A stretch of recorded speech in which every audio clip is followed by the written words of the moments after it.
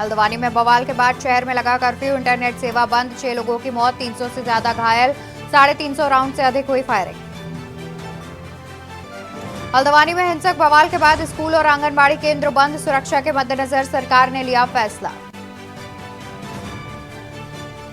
देहरादून में सीएम धामी ने बुलाई बैठक, हल्द्वानी में बवाल के चलते बुलाई बैठक, क्षेत्र में शांति और कानून व्यवस्था सुनिश्चित किए जाने के सख्त निर्देश।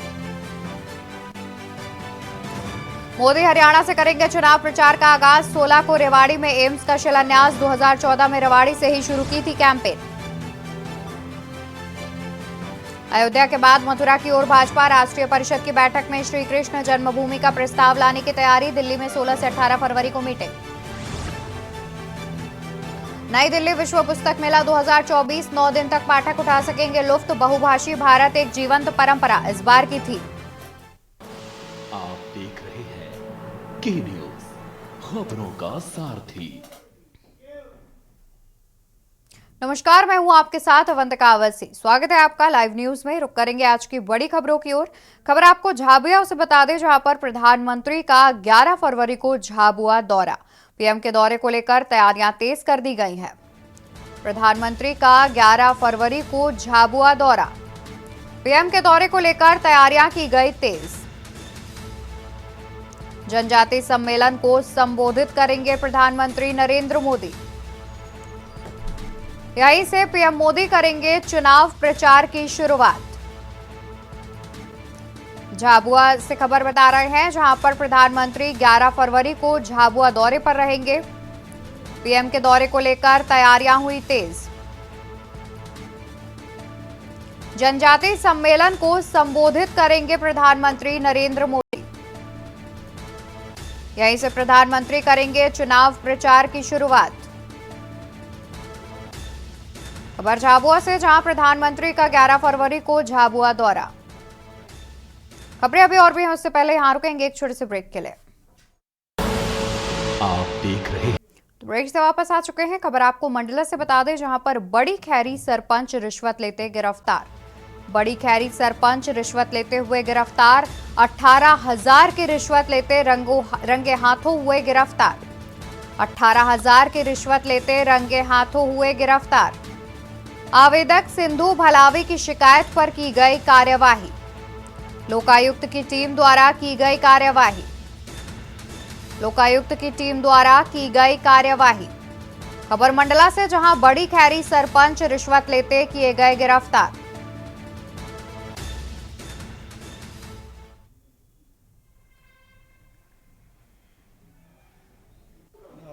आरडी कॉलेज में विधायक निधि से एक चबूतरा का निकला हुआ था, सैंक्शन हुआ था पिछले सत्र में। 3.5 लाख रुपए की राशि निकली हुई थी उसकी, तो वो काम में किया था, तो उसके बिल के एवज में उससे 20,000 रुपये की मांग की गई थी। फिर जाके 18 में सौदा डन हुआ था, है ना। और भी काम किया था, तो मतलब बार बार वो पैसे की मांग की जा रही थी, इसलिए मैंने शिकायत की। कौन मांग कर रहा था? सरपंच के द्वारा। तो सरपंच खुद ही कर रही थी या कोई इनके तरफ से कोई मांग करता था? नहीं, ज़्यादातर बात होती थी सरपंच पति से, तो वो बोलते थे कि मैडम बोल रही हैं कि 20,000 रुपये लगेंगे वहाँ के। मंडला बड़ी खेरी के निवासी हैं और ये गवर्नमेंट ठेकेदार का भी है साथ में, और काम कराते रहते हैं। तो अभी कॉलेज में एक चबूतरा और बाउंड्री वॉल का निर्माण विधायक निधि से किया गया है। तो उस कार्य के जो बिल हैं, उसका सारा पैसा जो है वो आता है पंचायत में। तो ये सीमा गौटिया वहाँ पर सरपंच हैं, तो इस सरपंच से मिले कि बिल लगाने के लिए, तो सरपंच ने कहा सीमा भलावी, सीमा गौटिया नाम है उनका, वो भी ग्राम खैरी की ही है। तो उन्होंने उस बात के लिए बिल लगाने के लिए, पैसा सैंक्शन कराने के लिए 30,000 रुपये की डिमांड की। आसाराम बापू के अनुयायियों ने श्री योग वेदांत सेवा समिति की अगुवाई में इंदौर के कलेक्टर ऑफिस में प्रदर्शन कर ज्ञापन दिया। आसाराम के समर्थकों का कहना है कि आसाराम बापू गंभीर हृदय रोग की बीमारी से जूझ रहे हैं। उन्हें ना तो बेल दी जा रही है, ना ही जमानत, ना ही उनका उचित इलाज हो रहा है। कलेक्टर कार्यालय में एकत्रित समर्थकों ने कहा, इन्हीं मांगों को लेकर हमने ज्ञापन दिया है। गौरतलब है कि आसाराम को एक बार फिर से जेल में शिफ्ट कर दिया गया है। पिछले 25 दिन से आसाराम का जोधपुर के एम्स अस्पताल में इलाज चल रहा था। उनकी हालत में अब कुछ सुधार हुआ है, लेकिन इलाज जारी रहेगा।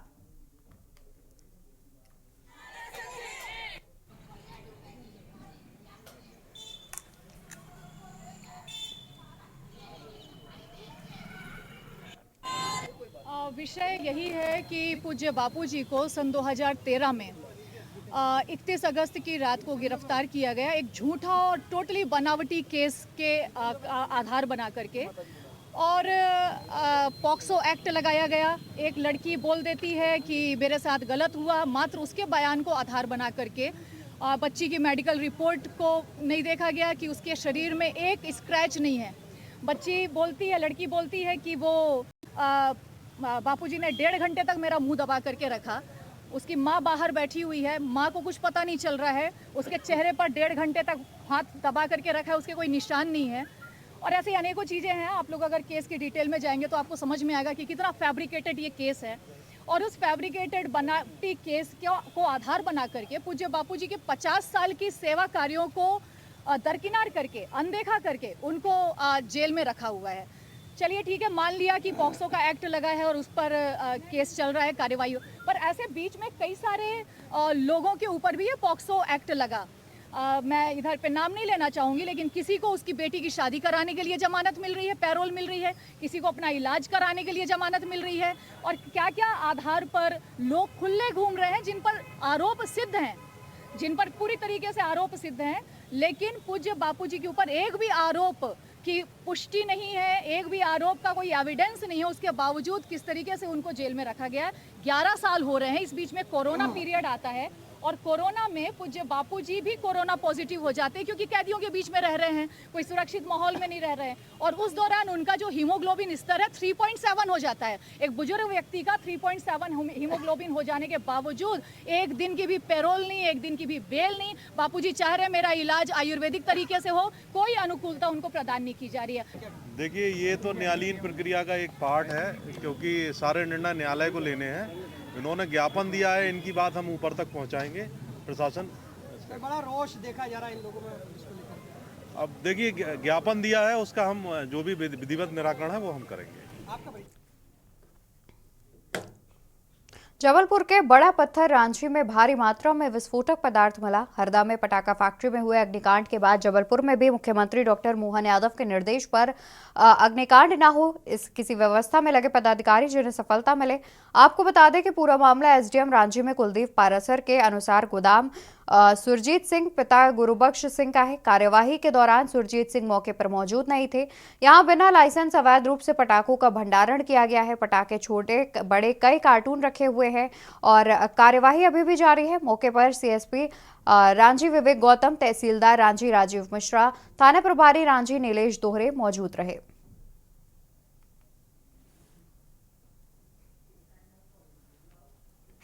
डिंडौरी जिले में भैंसवाही गांव में स्वतंत्रता संग्राम सेनानी ठाकुर धोकल सिंह सांडिया जयंती के अवसर पर उनके परिजनों ने शासन प्रशासन पर भेदभाव और उपेक्षा का आरोप लगाया। दरअसल आजादी की लड़ाई में अहम योगदान देने वाले स्वतंत्रता संग्राम सेनानी का सांडिया का स्मारक उनके परिजनों ने बनवाया। शासन प्रशासन स्वतंत्रता संग्राम सेनानी उचित सम्मान नहीं दे रही है, जिसके चलते आजकल की युवा पीढ़ी नहीं जानती कि धोकल सिंह सांडिया कौन है। स्वतंत्रता संग्राम सेनानी के परिजनों ने शासन प्रशासन पर अपेक्षा का आरोप लगाया।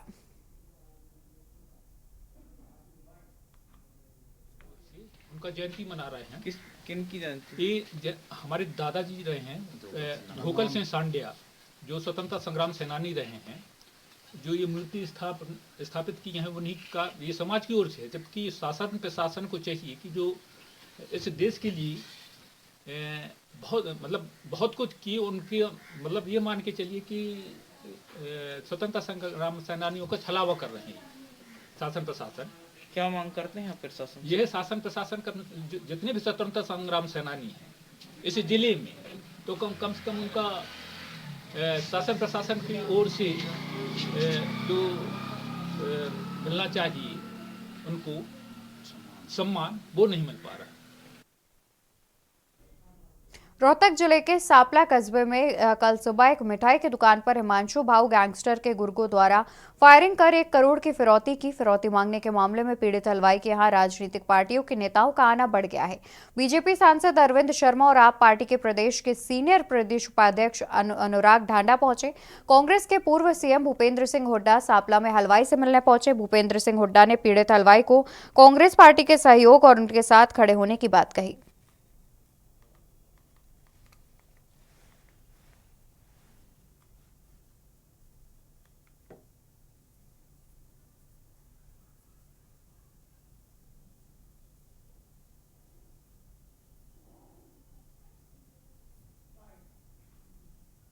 आपसे बताया कि जिस किस्म का यहाँ हुआ, थोड़े दिन पहले गुहाना में हुआ था और फिर एक जगह और हुआ था। कई जगह से खबर मिल रही है हरियाणा में जो जिस किस्म कानून व्यवस्था बिल्कुल तिरमरा गई है। या तो ऐसा समय था 2005 में जब सारे बदमाश गुंडे हरियाणा को छोड़ गए थे और आज सरना स्थिति बनी हुई है इनकी। और मैंने कहा इनको, कौरपाल जी को और सभी मंडी के भी लोगों को ये कहा है, कोई घबराने की जरूरत नहीं, हम साथ खड़े हैं, हम उसका पीछा करवाएंगे और ऐसे बदमाशों से उनसे घबराने की जरूरत है। आप अपराध को लेकर के नो कॉन्फिडेंस मोशन भी लेके आ रहे हैं विधानसभा। हाँ, यही कारण है जो ये सरकार विफल सरकार है। ना तो अपराध पे रोक होता है, ना रोजगार पे। जो प्रदेश 2014 में प्रति व्यक्ति आय में, प्रति व्यक्ति निवेश में, कानून व्यवस्था में और भाई खेल और खिलाड़ियों में और नौकरी देने में नंबर 1 प्रदेश था पूरे हिंदुस्तान में, आज नंबर 1 हो गया। बेरोजगारी में, महंगाई में, अपराध में, अपराध बहुत सारे अपराध हैं जिनमें पूरे देश में नंबर, पूरा हरियाणा असुरक्षित केंद्र सरकार के आंकड़ों ने बताया है। तो ये स्थिति है, इस वास्ते सरकार के खिलाफ नो कॉन्फिडेंस मोशन लेके आए हैं। इस सरकार से लोगों का विश्वास उठ चुका है। आज खड़गे जी ने भी एक बुकलेट जारी की है कि 10 साल अन्याय का, कांग्रेस पार्टी की तरफ से एक बुकलेट जारी की। मैं तो बता रहा हूँ 9 साल हो गए सरकार को, जब ये नॉन परफॉर्मिंग सरकार है, कोई काम नहीं किया। तो वही खबर आपको जयपुर से बता देते हैं, जहां पर पुलिस थाना जालूपुरा की बड़ी कार्रवाई। मकान में नकबजनी की वारदात करने वाले 3 गिरफ्तार। मकान में नकबजनी की वारदात करने वाले 3 हुए गिरफ्तार। 20 से 25 लाख के सोने चांदी की ज्वेलरी और नकदी हुई बरामद। पुलिस उपायुक्त के निर्देश पर की गई कार्रवाई। एसपी थाना अधिकारी पुलिस थाना जालूपुरा ने की गिरफ्तारी।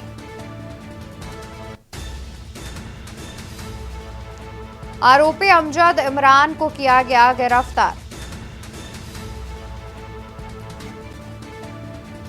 आरोपियों से जालूपुरा थाना पुलिस द्वारा की गई पूछताछ।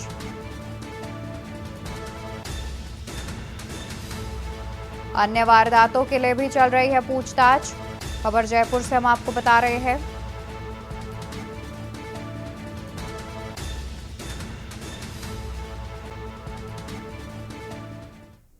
रुकेंगे एक छोटे से ब्रेक के लिए, जल्द हाजिर होंगे। आप देख रहे हैं के न्यूज, खबरों का सारथी। ब्रेक से वापस आ गए हैं। खबरों में आगे बढ़ते हैं, बात करते हैं हनुमानगढ़ की, जहां खबर हनुमानगढ़ के नोहर से है, जहां भुकरका गांव के हजारों ग्रामीणों ने एकजुट होकर गांव के वाटर वर्क्स निर्माण कार्यों में लीपापोती करने पर ठेकेदार और विभागीय अधिकारियों के खिलाफ विरोध प्रदर्शन किया। ग्रामीणों ने वाटर वर्क्स पर प्रदर्शन कर विभागीय अधिकारियों के खिलाफ नारेबाजी की।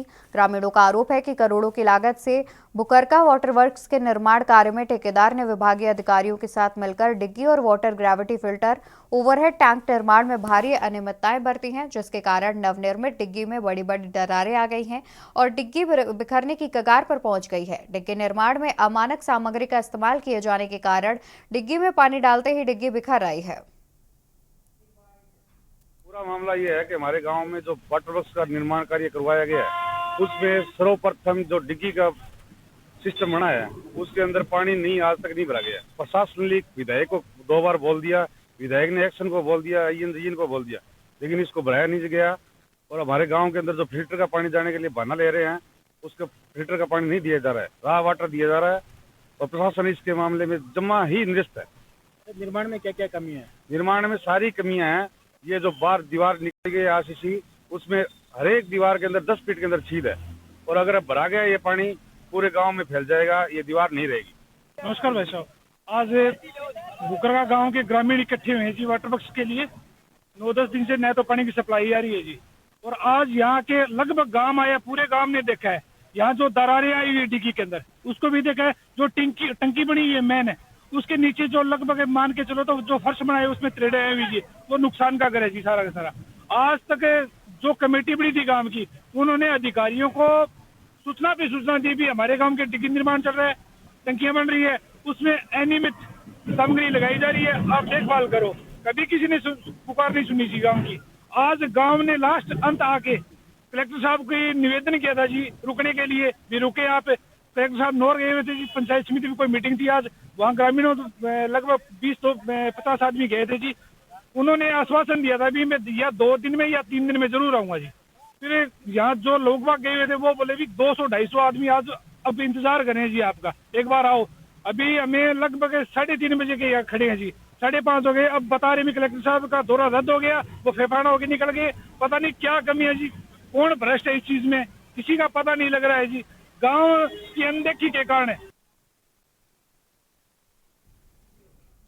पूर्व मंत्री प्रताप सिंह ने राजस्थान सरकार द्वारा अंतरिम बजट पेश करने पर कहा कि राज्य की भाजपा सरकार के पहले बजट में ही मोदी की गारंटी फेल हो गई। विधानसभा चुनाव से पूर्व प्रधानमंत्री नरेंद्र मोदी ने राजस्थान की जनता से पेट्रोल डीजल के दाम 12 रुपए प्रति लीटर कम करने की और भाजपा शासित राज्यों के बराबर करने का वायदा किया था। आज वो वादा फेल हो गया। यह बजट जनता की समझ से परे है, आंकड़ों की मायाजाल है। पूर्व की कांग्रेस सरकार में बुजुर्ग, विकलांग, विधवा, किसान और नौजवान को जो दिया गया जा रहा था वही इस बजट में पढ़कर प्रदेश की जनता का अपमान किया गया। जनता को इस बजट से कुछ भी नहीं मिला। वोट लेकर भाजपा जनता से किए हुए वादों को भूल गई है। भाजपा के घोषणा पत्र में किए गए एक भी वादे को इसमें लागू नहीं किया गया। भाजपा का प्रथम बजट उपलब्धि के नाम पर 0 है। जनता के साथ भाजपा की सरकार ने धोखा किया है।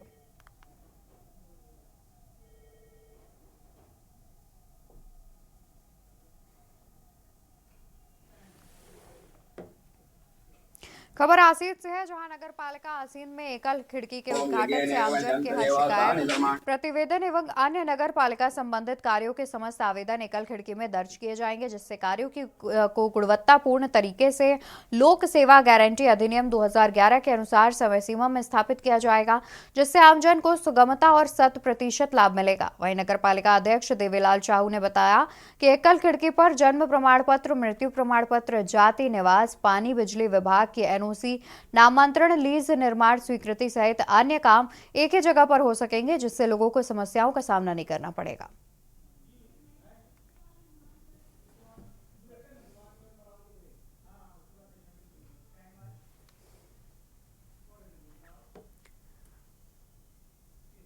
खबर हनुमानगढ़ के राजकीय उच्च माध्यमिक विद्यालय भगवान से है, जहां निःशुल्क बालिका साइकिल वितरण कार्यक्रम आयोजित किया गया। इस मौके पर 9वीं और 10वीं के छात्राओं को 40 साइकिल निःशुल्क वितरण की गई। इस मौके पर प्रधानाचार्य महेश शर्मा ने बताया कि गत 2 वर्षों की 40 साइकिल कक्षा 9वीं और 10वीं में अध्ययन करने वाली बालिकाओं को वितरित की गई है। कहा कि बच्चों को सरकारी स्कूल में अध्ययन करवाना चाहिए, जिससे प्रदेश सरकार द्वारा चलाई जा रही योजनाओं का लाभ मिल सके और पढ़ाई भी बच्चों को मिले। उन्होंने कहा कि ग्रामीणों को अपने बच्चों को ज्यादा से ज्यादा सरकारी स्कूलों में प्रवेश कराना चाहिए। सरकारी स्कूलों में विद्यार्थियों को छात्रवृत्ति, ड्रेस, किताबें सहित काफी योजनाएं भी मिलती हैं। मौके पर आए हुए ग्रामीणों ने भी अपने विचार व्यक्त किए।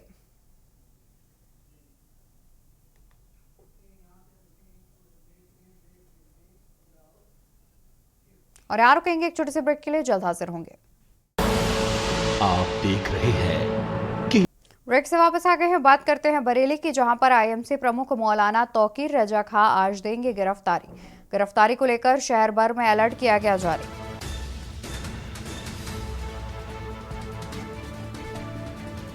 गिरफ्तारी को लेकर शहर भर में अलर्ट किया गया जारी। मस्जिद, मदरसे, ईमान के तहफ्फुज के लिए दी जाएगी गिरफ्तारी। इस्लामिया मैदान पहुंचकर करेंगे विरोध प्रदर्शन। जुम्मे की नमाज के बाद मौलाना देंगे गिरफ्तारी। शांतिपूर्ण तरह से गिरफ्तारी देने की लोगों से की अपील। प्रशासन ने विरोध प्रदर्शन की नहीं दी है अनुमति। प्रशासन ने किए पुख्ता इंतजाम। पुलिस प्रशासन ने किए पुख्ता इंतजाम।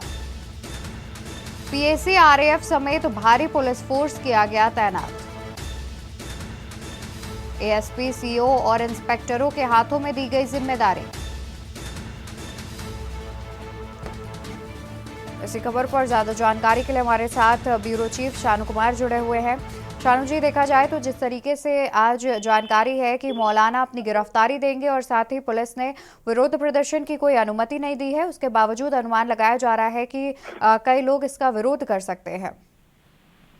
देखिए अवंतिका, बरेली में आईएमसी प्रमुख जो कि मौलाना तौकीर रजा खां है, एक हफ्ते पहले ही इन्होंने जो है चेतावनी जारी की थी कि हम विरोध प्रदर्शन करेंगे। जिस तरीके से मस्जिदों को लेकर के या मदरसों को लेकर के बुलडोजर की कार्रवाई की गई है और सरकार मनमानी कर रही है, तो इस तरीके के तमाम इन्होंने जो है भड़काऊ बयान मौलाना तौकीर रजा खां ने दिए थे और साफ तौर पर कहा था कि अब जो है जेल भरो आंदोलन की शुरुआत की जाएगी और ये शुरुआत खुद मौलाना तौकीर रजा खां बरेली से करेंगे। और आज की बात की जाए तो आज उन्होंने गिरफ्तारी देने की बात कही है कि कलेक्ट्रेट तक जाकर के गिरफ्तारी दी जाएगी और इस्लामिया मैदान जो कि बरेली शहर का सबसे बड़ा मैदान है, वहां पर वो विरोध प्रदर्शन करेंगे, अपनी बातें रखेंगे। लेकिन प्रशासन की बात की जाए तो प्रशासन ने किसी प्रकार की अनुमति नहीं दी है, सिर्फ नमाज अदा करने की अनुमति दी गई है। लेकिन देखने वाली बात होगी किस तरीके से जो किया जाएगा, किस तरीके से जो विरोध प्रदर्शन किया जाएगा, ये बड़ी बात है। लेकिन जिला प्रशासन की बात की जाए और या फिर पुलिस प्रशासन की बात की जाए तो करीब मंडल भर की फोर्स यहाँ पर तैनात कर दी गई है। साथ ही साथ आरआरएफ की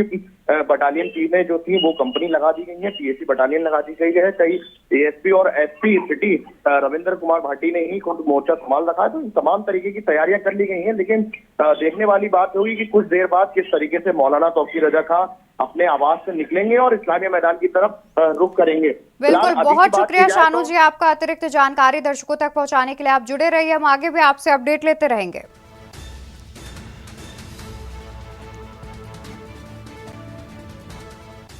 एक और खबर बरेली से आपको बता दें, जहां पर महामंडलेश्वर ने मौलाना तौकीर रजा पर बोला हमला।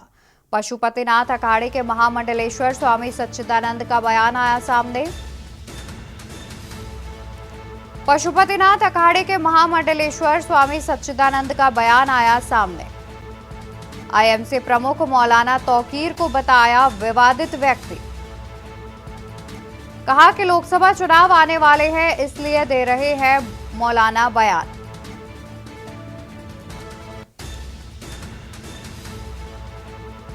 और इसी खबर पर अतिरिक्त जानकारी के लिए ब्यूरो चीफ शानू कुमार जुड़े हुए हैं। शानू जी, देखा जाए तो जिस तरीके से आज मौलाना तौकीर रजा खान की आज गिरफ्तारी होनी है और उसके बाद महामंडलेश्वर भी उन पर उन्होंने विवादित बयान दिया है महामंडलेश्वर ने मौलाना को लेकर के कि वो एक विवादित व्यक्ति है। अतिरिक्त क्या कुछ जानकारी है? देखिए अवंतिका, जिस तरीके से देश भर में ये चर्चा हुई कि मौलाना तौकीर रजा खां गिरफ्तारी देंगे, तो इसी दौरान जो पशुपतिनाथ अखाड़े के महामंडलेश्वर स्वामी सच्चिदानंद है वो बरेली पहुंचे थे और उन्होंने आईएमसी प्रमुख मौलाना तौकीर रजा पर जो है हमला बोला और साफ तौर पर कहा है कि अपनी राजनीति चमकाने के लिए इस तरीके के भड़काऊ बयान दिए जा रहे हैं और लोकसभा चुनाव आने वाले हैं, इसलिए इन्होंने ये भड़काऊ बयान दिया है। साथ ही तौर पर उन्होंने कहा है कि आईएमसी प्रमुख जो मौलाना तौकीर हैं, ये जो है विवादित व्यक्ति हैं। लगातार 2010 की बात, दंगों की बात कर ली जाए तो उसमें भी मुख्य भूमिका मौलाना तौकीर रजा खां की रही थी। तो इस तरीके के तमाम आरोप लगाए हैं और उन्होंने कहा है मौलाना को सुधारने के लिए सरकार को एक बड़ा एक्शन लेने की जरूरत है और ऐसे लोगों को जेल भेजने का काम जो है भारतीय जनता पार्टी की सरकार करे। लेकिन देखने वाली बात होगी, जो महामंडलेश्वर है उन्होंने तमाम बड़े आरोप लगाए हैं। 2010 के जो दंगे हुए थे उसमें मुख्य भूमिका निभाने वाले मौलाना तौकीर को बताया गया है। लेकिन अब देखना होगा किस तरीके की कार्रवाई होती है। फिलहाल जाहिर तौर पर शानू जी, देखा जाए तो कहीं ना कहीं जिस तरीके से महामंडलेश्वर ने बयान दिया है तो देखने वाली बात यह भी होगी कि मौलाना की तरफ से इस पर क्या पलटवार आता है। बहुत शुक्रिया आपका अतिरिक्त जानकारी हमारे दर्शकों तक पहुंचाने के लिए।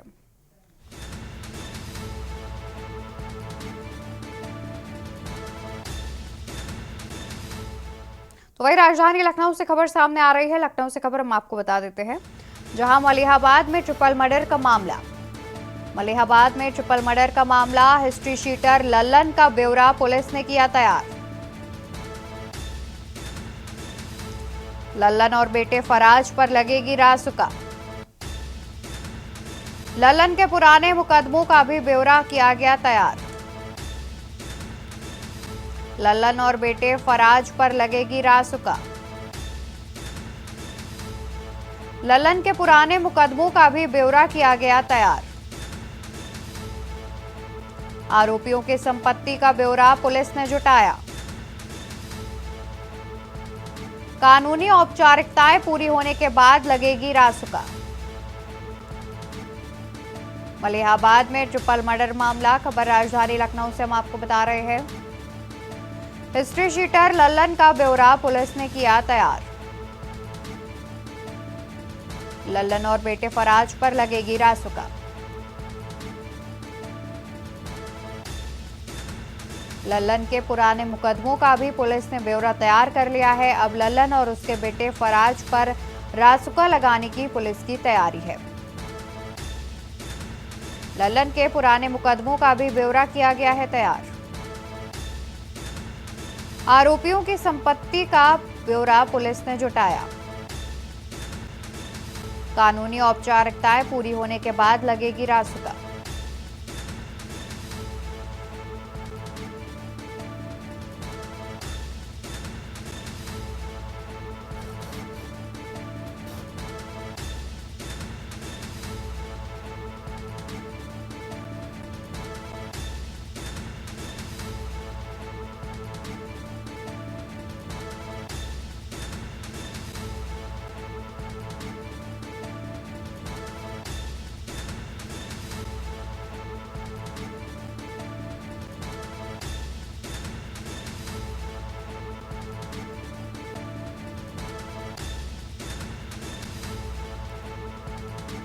तो इसी खबर पर अतिरिक्त जानकारी के लिए संवाददाता संदीप मिश्रा भी जुड़े हुए हैं। संदीप, देखा जाए तो जिस तरीके से मलिहाबाद में ट्रिपल मर्डर के बाद जो मुख्य आरोपी लल्लन और उसका बेटा फराज है, उस पर रासुका लगाने की बात सामने आ रही है।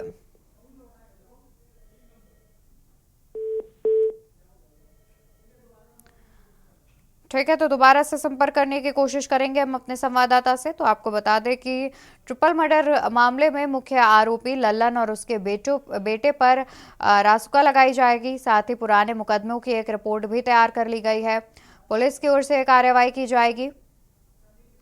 और एक बार फिर से हमारे संवाददाता जुड़ गए हैं। संदीप, आपसे जानना चाहेंगे कि जिस तरीके से ट्रिपल मर्डर किया गया मलिहाबाद में, उसके बाद जो मुख्य आरोपी लल्लन है वो और उसके बेटे पर रासुका लगाने की तैयारी की जा रही है प्रशासन की ओर से। बिल्कुल, देखिए, निश्चित तौर पे जिस तरीके से लखनऊ में ट्रिपल मर्डर होता है उसके बाद से लगातार पुलिस जो है छानबीन में जुट जाती है और हालांकि चारों आरोपियों को पुलिस ने गिरफ्तार भी कर लिया था। यानी कि जो हिस्ट्री शीटर लल्लन था उसका पूरा ब्यौरा जो है पुलिस जो है खंगालने को तैयार है।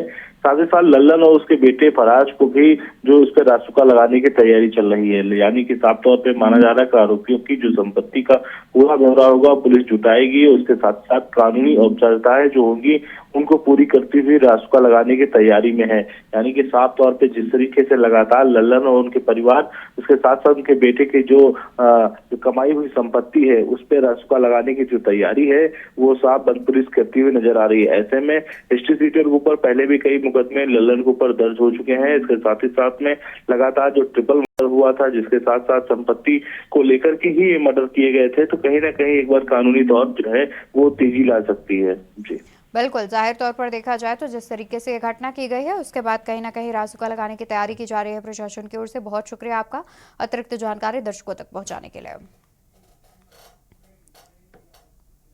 और यार रुकेंगे एक छोटे से ब्रेक के लिए, जल्द हाजिर होंगे अन्य खबरों के साथ।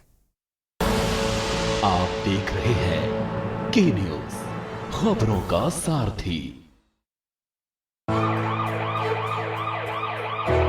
पंजाब देश का पहला सूबा बनने जा रहा है जिस सूबे कोल सड़कों ते एक्सीडेंट ते सड़कों ते कोई होर किस्म के क्राइम नूं रोकण वास्ते अलग फोर्स बनाई जा रही है, SSF सड़क सुरक्षा फोर्स।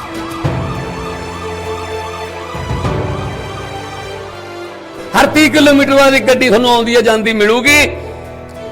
कोई ट्रक खड़ा खराब होया ओनू पुल करके ओनू खिंच के साइड पे कर दिता जाऊगा, क्योंकि गड्डियां इन्नियां तकड़ियां ने। दुबई की पुलिस कोल ने गड्डियां टोयोटा हिलिक्स, कंप्यूटर फिट है सारे। ਇੰਪੈਲਨ ਜਿਹੜੇ ਹਸਪਤਾਲ ਨੇ, ਟਰਾਮਾ ਸੈਂਟਰ ਨੇ, ਉਹਨਾਂ ਨਾਲ ਅਟੈਚ ਹੈ ਹਰ ਗੱਡੀ। ਇਸ ਵਾਰ ਐਸਐਸਐਫ ਕਰਕੇ ਕਿੰਨੀਆਂ ਮੌਤਾਂ ਘਟ ਗਈਆਂ, ਹਰ ਮਹੀਨੇ ਦਾ ਡਾਟਾ ਦਿਆ ਕਰਾਂਗੇ। ਜੇ 50% ਵੀ ਘਟਾ ਲਿਆ 3000 ਬੰਦੇ ਦੀ ਜਾਨ ਬਚ ਜੂਗੀ ਜੀ, 3000 ਬੰਦੇ ਦੀ। ਆਪਾਂ ਪੰਜਾਬ ਨੂੰ ਸਭ ਤੋਂ ਸੇਫੈਸਟ ਸਟੇਟ ਬਣਾਉਣਾ ਹੈ।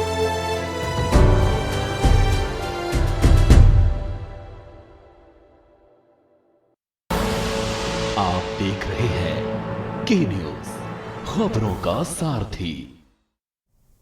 ब्रेक से वापस आ गए हैं, रुक करेंगे खबरों की ओर। देश की आर्थिक राजधानी मुंबई में गुरुवार को शिवसेना नेता अभिषेक घोसालकार की गोली मारकर हत्या कर दी गई। चौंकाने वाली बात यह है कि स्थानीय सामाजिक कार्यकर्ता मॉरिस नोरहन्ना ने फेसबुक लाइव के दौरान ये सनसनीखेज कदम उठाया। इसके बाद नोरहन्ना ने खुद को भी गोली मारकर अपनी जान दे दी। मामले में राज्य सरकार पर गंभीर आरोप लगाए जा रहे हैं। इन सबके बीच मामले की जांच मुख्य अपराध शाखा को सौंप दी गई है।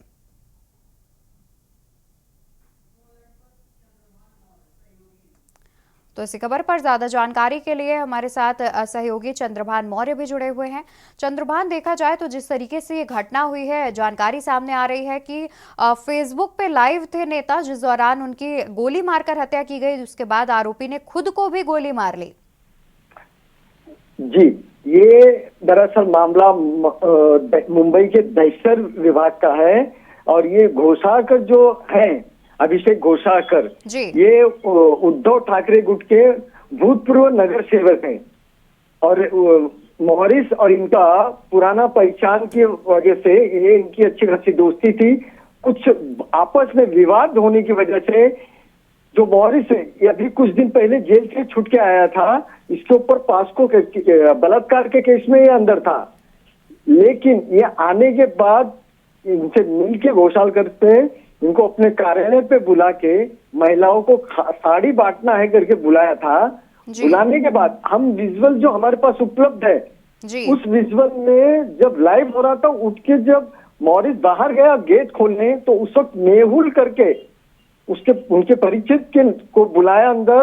मेहुल, राहुल शाहू करके, अभी एक मिश्रा करके फिर गिरफ्तारी, अभी जस्ट 2 मिनट पहले अभी अपडेट आ रहा है, मिश्रा करके जो मॉरिस का बॉडीगार्ड था, उसे भी गिरफ्तार कर लिया गया है। और इस मामले में आप इतना समझ सकते हैं कि घोषालकर की जो डेड बॉडी आज जेजे हॉस्पिटल से अभी पहुंची है, उसकी पूरी व्यवस्था, और आज खुद उद्धव ठाकरे आने वाले हैं उनसे, उनके परिवार से मिलने। और आज उद्धव ठाकरे, आदित्य ठाकरे और जितने शिवसेना के बड़े बड़े नेता हैं, इस वक्त दहशत घोषणा करके यहाँ पहुंच चुके हैं। और ये राजनीतिक मामला बताया जा रहा है, आपसी विवाद करके बताया जा रहा है कि हत्या में स्पष्ट आरोप लगाया जा रहा है यहाँ कि उत्तर प्रदेश की तरह, बिहार की तरह महाराष्ट्र को भी बनाने की कोशिश की जा रही है। बिल्कुल, यानी कि चंद्रभान, देखा जाए तो अभी तक आरोपी के बॉडीगार्ड को ही सिर्फ गिरफ्तार किया गया है, या फिर इसके अलावा कोई और सहयोगी भी बताया जा रहा है जिसने आरोपी की मदद की हो गोली मारने में या फिर इस रणनीति को बनाने में? खुद को वो भी, उनकी भी मृत्यु की खबर आई है, लेकिन जो मॉरिस के साथ मेहुल पारेख करके थे जी, जिनका नाम विजुअल में लिया जा रहा है, जो हमारे पास विजुअल उपलब्ध है, विजुअल में नाम लिया जा रहा है मेहुल करके पारिक, मेहुल पारिक को गिरफ्तार किया गया है। रोहित शाहू उर्फ रावण को गिरफ्तार किया गया है। अभी की जो हमारे पास अपडेट है, मिश्रा करके जो उस बॉडीगार्ड है, उनको गिरफ्तार किया गया है। ये इस वक्त की सिचुएशन है। बिल्कुल, बहुत शुक्रिया चंद्रभान आपका ज्यादा जानकारी हमारे दर्शकों तक पहुंचाने के लिए।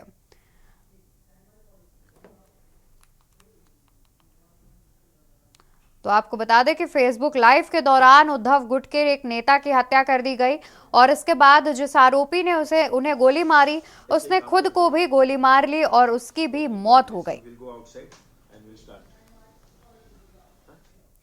तो खबर आपको फर्रुखाबाद से बता देते हैं, जहां पर चुनाव को लेकर डीएम ने ली बैठक। आरओ एआरओ पुलिस भर्ती परीक्षा को लेकर भी हुई बैठक। आरओ एआरओ पुलिस भर्ती परीक्षा को लेकर भी हुई बैठक। कलेक्ट्रेट सभागार में किया गया बैठक का आयोजन। बैठक में अधिकारियों का छूटा पसीना। डीएम के सख्त तेवर से मचा हड़कंप। बैठक में अधिकारी कर्मचारियों को दी गई चेतावनी। नकल विहीन परीक्षा संपन्न कराने के दिए गए निर्देश। सभी परीक्षा केंद्रों पर पुलिस की रहेगी नजर। खबर फर्रुखाबाद से बता रहे हैं, जहां पर चुनावों को लेकर डीएम ने ली बैठक। खबर बागपत से, जहां पर यूपी पुलिस कंप्यूटर भर्ती से पहले बड़ा खुलासा। यूपी पुलिस कंप्यूटर भर्ती में सेंधमारी का हुआ बड़ा खुलासा। यूपी पुलिस कंप्यूटर भर्ती में सेंधमारी का हुआ बड़ा खुलासा। एसटीएफ ने सेंधमारी से पहले 12 लोगों के गैंग को किया गिरफ्तार। 3 लैपटॉप, 2 कंप्यूटर, 8 मोबाइल भी किए गए बरामद। 6 स्क्रीनशॉट के साथ 8 एडमिट कार्ड भी हुए बरामद। 6 स्क्रीनशॉट के साथ 8 एडमिट कार्ड भी हुए बरामद। वहीं यूपी के बागपत जिले के बड़ौत इलाके से की गई है गिरफ्तारी। एसटीएफ पुलिस ने गिरफ्तारी कर पूरे मामले का किया खुलासा। यूपी पुलिस कंप्यूटर भर्ती से पहले हुआ बड़ा खुलासा।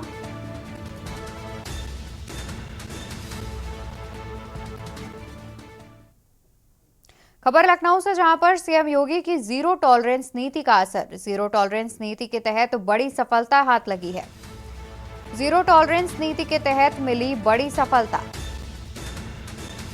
7 महीने में 23,000 से ज्यादा अपराधियों को हुई सजा। 7 महीने में 23,000 से ज्यादा अपराधियों को हुई सजा। बाराबंकी पुलिस ने सबसे अधिक अपराधियों को दिलाई सजा।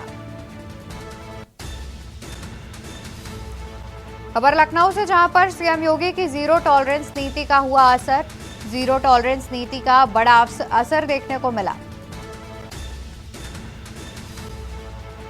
जहां 7 महीने में 23,000 से ज्यादा अपराधियों को हुई सजा। बाराबंकी पुलिस ने सबसे अधिक अपराधियों को दिलाई सजा। सीएम योगी की जीरो टॉलरेंस नीति का असर। खबर राजधानी लखनऊ से हम आपको बता रहे हैं, जहां पर जीरो टॉलरेंस नीति के तहत मिली बड़ी सफलता। 7 महीने में 23,000 से ज्यादा अपराधियों को हुई सजा। बाराबंकी पुलिस ने सबसे अधिक अपराधियों को दिलाई सजा। सीएम योगी की जीरो टॉलरेंस नीति का असर। खबर राजधानी लखनऊ से। खबर मेरठ से, जहां पर घर में बुजुर्ग महिला की हत्या से हड़कंप। लूटपाट के दौरान की गई महिला की हत्या। नगदी जेवरात लूटकर बदमाश मौके से हुए फरार। बेड पर लाश को चादर से ढककर भागे बदमाश। महिला के हाथ, शरीर पर चोट के निशान मिले और घर में घुसकर बदमाशों ने वारदात को अंजाम दिया था। पुलिस फॉरेंसिक टीम मौके पर पहुंचकर जांच पड़ताल में जुटी हुई है। थाना कंकरखेड़ा के लाला मोहम्मदपुर का मामला बताया जा रहा है, जहां पर लूटपाट के दौरान एक बुजुर्ग महिला की हत्या भी की गई है। घर में घुसकर बदमाशों ने वारदात को अंजाम दिया। लूटपाट के दौरान की गई महिला की हत्या। नगदी जेवरात लूटकर बदमाश मौके से हुए फरार।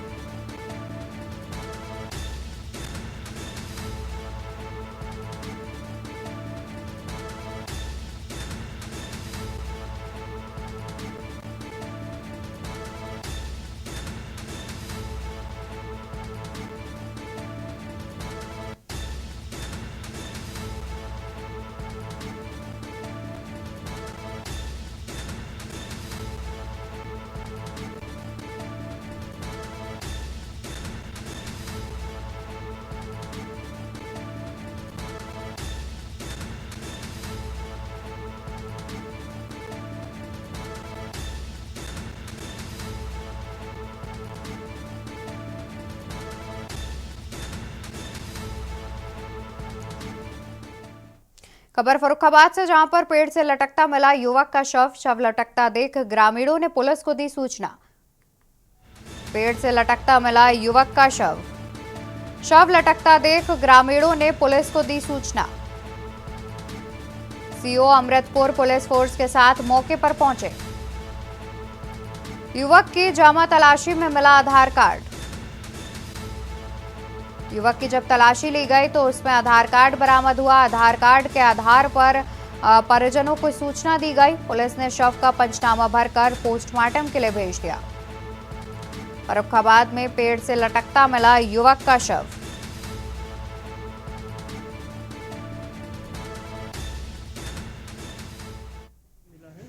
उसको स्थानीय लोगों की मौजूदगी में चेक किया गया तो उसकी जेब से आधार कार्ड मिला है, जिससे रामेंद्र कुमार पुत्र विश्वनाथ निवासी आसफपुर पट्टी सरेमपुर जनपद कन्नौज, उम्र करीब आधार कार्ड के हिसाब से 52 वर्ष अंकित है।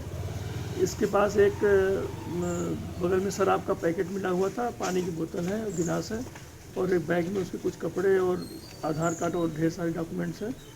66 रुपया इनके पास मिला है और बाएं पैर में एक दिव्यांगता का सर्टिफिकेट भी बना हुआ है।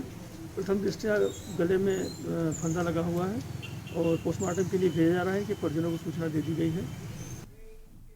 यहाँ रुकेंगे एक छोटे से ब्रेक के लिए, जल्द हाजिर होंगे। बढ़ते हैं खबरों में, बात करते हैं अमरोहा की, जहां अमरोहा में दबंगों के हौसले बुलंद। दबंगों ने बिजली कर्मचारियों के साथ की मारपीट, पत्थर से गाड़ी के शीशे तोड़े, वीडियो वायरल हुआ है और बिजली के जर्जर पोल को बदल रहे थे कर्मचारी, जिस दौरान दबंगों ने यह हरकत की है। दबंगों ने बिजली कर्मचारियों के साथ की मारपीट, पत्थर से गाड़ी के शीशे तोड़े, वीडियो हुआ वायरल। बिजली के जर्जर पोल को बदल रहे थे कर्मचारी। सड़क पर खड़ी गाड़ी हटाने को लेकर हुआ था विवाद, जिसके बाद दबंगों ने पत्थर से बिजली कर्मचारियों के गाड़ी के शीशे तोड़ दिए। एक बिजली कर्मचारी का दबंगों ने सिर भी फोड़ दिया। वहीं नगर कोतवाली के मोहल्ले का यह पूरा मामला बताया जा रहा है। नगर कोतवाली के मोहल्ला मुल्लाना का यह मामला बताया जा रहा है।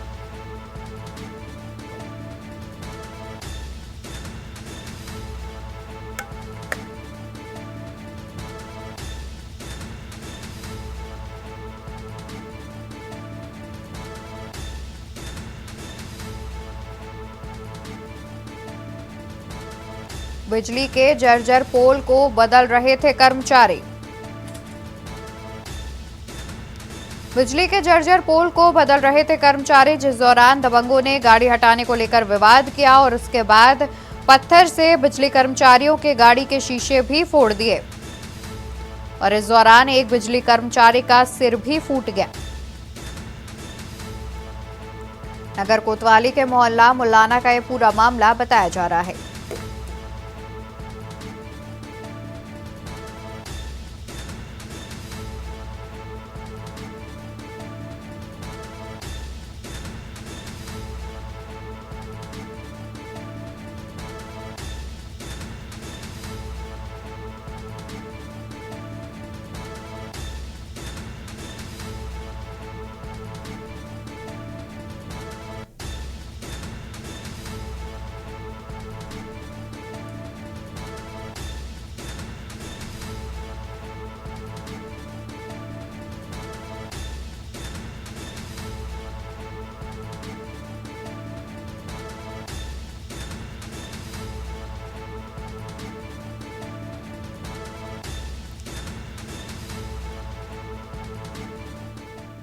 तो अमरोहा से पूरा मामला सामने आ रहा था, जहां पर दबंगों के हौसले बुलंद होते नजर आ रहे हैं। और इसी बीच राजधानी लखनऊ से खबर सामने आ रही है, जहां सीएम आवास पर होगी बैठक। विधायकों के साथ सीएम योगी आदित्यनाथ ने की बैठक। सीएम ने क्षेत्र की समस्याओं के बारे में ली जानकारी। सीएम की बैठक में मंडल के सभी विधायक रहे मौजूद। सीएम आवास पर सीएम योगी आदित्यनाथ ने की बैठक।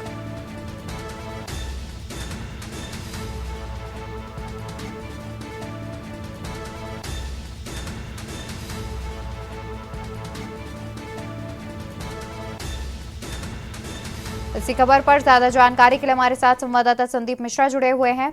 संदीप, देखा जाए तो जिस तरीके से जानकारी सामने आ रही है कि सीएम आवास पर मुख्यमंत्री योगी आदित्यनाथ ने बैठक की है, जिसमें तमाम विधायक भी मौजूद रहे, तो किस विषय में बैठक की गई है, किन महत्वपूर्ण विषयों पर चर्चा की गई है? देखिए, बिल्कुल निश्चित तौर पे जिस तरीके से उत्तर प्रदेश के मुख्यमंत्री योगी आदित्यनाथ ने आज अपने सरकारी आवास पर मुलाकात की है, अपने उन विधायकों से मुलाकात की, इसके साथ ही विधान परिषद के जो सदस्य हैं उनसे मुलाकात की, यानी कि काम जो मंडल में जो आने वाले विधायक है और जो विधानसभा सदस्य हैं उन सभी से मुलाकात की, इनके बारे में जानकारी एकत्र की, साथ ही साथ में कैसे इन क्षेत्र का विकास हो सके और किन इन क्षेत्रों की समस्याएं जो हैं उनको जानने का प्रयास किया। इसके साथ ही साथ में अगर बात करें जो क्षेत्र के विकास के बारे में जो नई योजनाएं लागू की जा रही हैं उसको कैसे धरातल पर उतारी जाए, तमाम ऐसी चीजों को लेकर के अपने विधायकों से वार्तालाप किया है। इसके साथ ही साथ में अगर बात की जाए तो इस कड़ी की उत्तर लखनऊ की अगर बात करें, लखनऊ में 9 विधानसभा है तो निश्चित तौर पे 9 विधायकों के साथ में जो है मुलाकात किया है। साथ ही साथ में अगर बात करें तो जिस तरीके से अपने सभी विधायकों से बातचीत करके उनके क्षेत्र की समस्याओं के बारे में जानकारी एकत्र किया है और विकास कैसे होगा क्षेत्र का उसके बारे में जानकारी है। बिल्कुल, बहुत शुक्रिया संदीप आपका अतिरिक्त जानकारी दर्शकों तक पहुंचाने के लिए। तो आपको बता दें कि विधायकों के साथ मुख्यमंत्री योगी आदित्यनाथ ने बैठक ली और तमाम प्रकार की चर्चाएं भी की गई। खबरों में मेरे साथ फिलहाल के लिए बस इतना ही। ऐसी जानकारी के लिए आप देखते रहिए के न्यूज इंडिया। नमस्कार। आप देख रहे हैं के न्यूज, खबरों का सारथी।